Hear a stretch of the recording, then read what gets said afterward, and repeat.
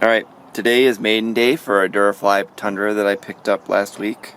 You can see that it fits in my car with the wings on. That's mainly why I did this video, so you can see that. The wings themselves can detach. You have to take out 8 screws, these 4 up top, and then 2 each for the struts. And you have to use a Phillips screwdriver if you want to use the screws that came with it.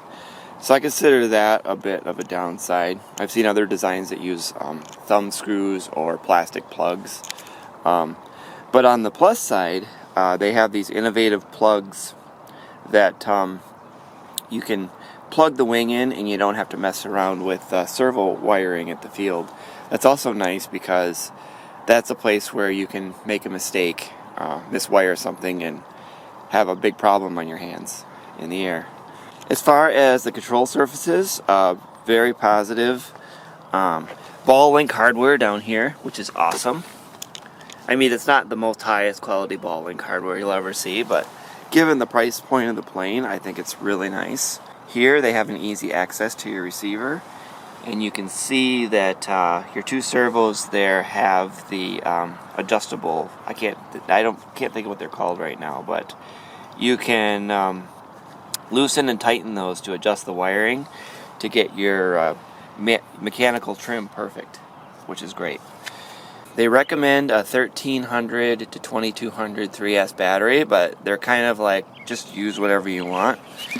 So I went with a 4S 2200 because I'm trying to standardize on that battery, so I don't have a collection of random batteries. For that battery to balance, I had to put it way in the back. If you're going to use that battery with the ESC that came with the plane, you either need to prop down, because it comes with a 12.6 prop. You can prop down to 11.5 prop, or you can do what I did and swap out the motor. I put a lower kV, 800 kV motor in here. With the 800 kV motor, I thought I'd be just under 40 amps. Turns out with this fresh graphene battery, I'm actually at 42 amps full throttle when the battery's full.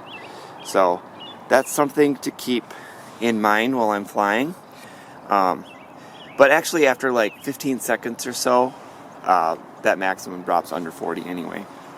But the other thing I'll mention here is the ESC is placed right in the airflow, so that should also help keep it cool. The tires themselves feel really nice. The plane comes with floats. Swapping out the floats looks like it'd be a little bit of an operation with a lot of screws to turn around, but it's nonetheless, you can fly on water out of the box, no extra charge. And then the back wheel can be replaced with a rudder if you want a rudder in the water. I think next I will plug in the plane and just show the movements, and then we'll go ahead and take off. Alright, so we got the control surfaces looking good. Some flaps.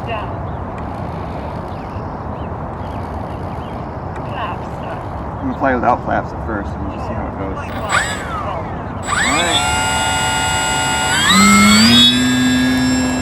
Alright. Okay, so the audio quality of this flight wasn't the best, so I decided to tone it down and do a voiceover just so you can actually hear what I'm saying. So for this first part, I'm just doing a simple pass, very first time flying the plane, and my impressions were that it flies very well. Very stable, hands-off flying is not a problem.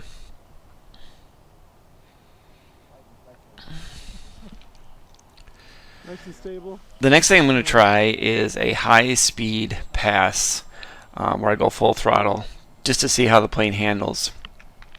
What I noticed on this full throttle pass that's coming up here is that the nose went up. That usually means that the CG is forward. Because what happens is the elevator is holding the nose up, and as you go fast, that elevator pressure will increase, which pushes the nose up. The solution would be to pull the battery back a bit, but mine's already back as far as it'll go. So, to go further back would be harder. Here I'm showing it can do unlimited vertical on 4S, no problems. I think 4S is actually a pretty good battery choice for this plane, although I haven't tried 3. This is a loop, just showing loops are not a problem. That's a roll. The roll was a bit slow, but I also didn't have a lot of airspeed, so those two are going to factor together. I don't feel like it has a lot of aileron throw, so adding a bit is something I might do. Here I'm flying upside down. I was worried that I would need a lot of up pressure because of the CG, but I found that wasn't the case. I'm actually able to fly upside down here with only a little bit of up pressure. So I was happy about that. So here I'm just doing a couple of loops inverted, and then I'll flip it back over. Now I'm actually going to try a hover.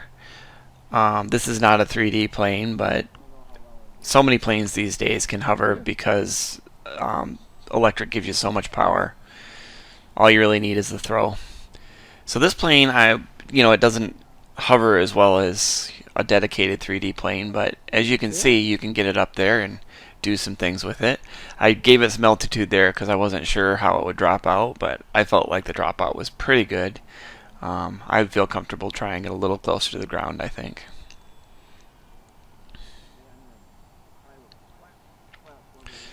So here was my first try with flaps. No mix. What I found with half flaps, no mix, is it did balloon a bit, and I was able to get it to fly level with no mix, but I had to fly so slow that it was basically on the verge of stalling. And I found it to be kind of a high workload to fly that way. So in future flights, I added a bit of down elevator mix, which allows me to fly a little bit faster without ballooning, and also create a little bit of gap between that stall speed, which just makes it more comfortable to fly, even though technically speaking you could fly slower if you kept the elevator neutral. But that's something that you can always do live at the sticks anyway. So here I'm just going around, getting a feel for it. During this flight, I didn't feel like it was stable enough to go full flaps, but later on, after I added the mix, I added full flaps, and it flies just fine full flaps, even though the flaps themselves are at basically 90 degrees when they're full. So here you can see a little bit of just experimenting with the flaps. Yeah, the battery lasts a while, probably close to 10 minutes flying about like this.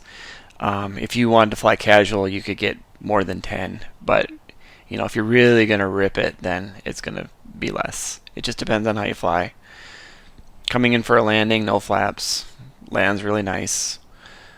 Since then, I've flown it on water. I think it lands and flies on water even better, to be honest.